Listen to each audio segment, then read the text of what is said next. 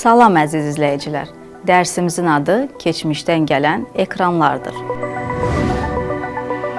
Hamımız cizgi filmlərinə baxmağı sevirik. Onları telefon, planşet və ya televizor qarşısında izləyirik. İllər əvvəl nə planşet, nə də smartfon olmayan dövrlərdə sizcə uşaqlar cizgi filmlərinə necə baxırdılar? Gəlin birlikdə filmlərin nümayiş olunduğu texnologiyaların keçmişinə nəzər yetirək. Əvvəllər insanlar filmlərə yalnız ağ-qara televizorlarda baxırdılar. Sonra video kasetlərdən istifadə olundu. Daha sonra kompüterlər və yeni ekranlar yarandı.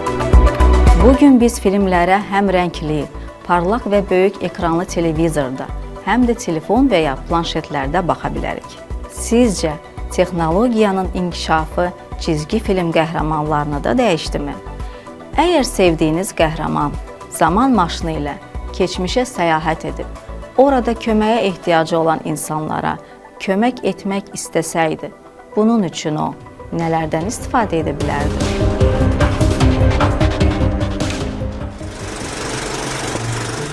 Maraqlıdır ki, ilk cizgi filmi 1908-ci ildə çəkilmiş Fantasmagoriya filmidir.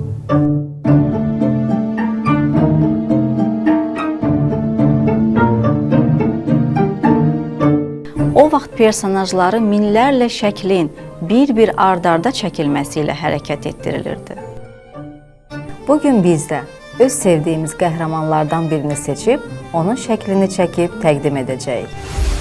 Sürme çektim gözüme, düştüm çölün düzüne. Mənim seçdiyim qəhrəman Tıq-Tıq xanımdır. Bu qəhrəmanın müəllifi Azərbaycan ədəbiyyatının görkəmli yazıcısı Abdulla Şaiqdir. O, uşaqlar üçün çox maraqlı nağıllar, hekayələr yazmışdır. Abdulla Şaiqin əsərləri uşaqlara yaxşılıq, dürüstlük və dostluq kimi gözəl xüsusiyyətlər öyrədir. Tıq-Tıq xanım, saçı Suray xanım, donu Daray xanım, hara gedirsən? Çərə gedirəm, çürə gedirəm. Sənə nə var hara gedirəm? Özümə dost axtarıram. İndi isə gəlin öz sevdiyimiz cizgi film qəhrəmanını çəkək və onun haqqında kiçik təqdimat hazırlayaq. Bunun üçün bizə ağ kağız, personaj şəkilləri, rəngli karandaşlar və qayçı lazım olacaq. Özüme dost gel hardasan, tez gel hardasan, tık tık tık tık. Dost gel hardasan, tez gel hardasan, tık tık tık tık. İndi isə mən qəhrəmanımı təqdim edəcəm. Tıq-Tıq xanım çox sadə, mehriban və çalışqan bir qəhrəmandır.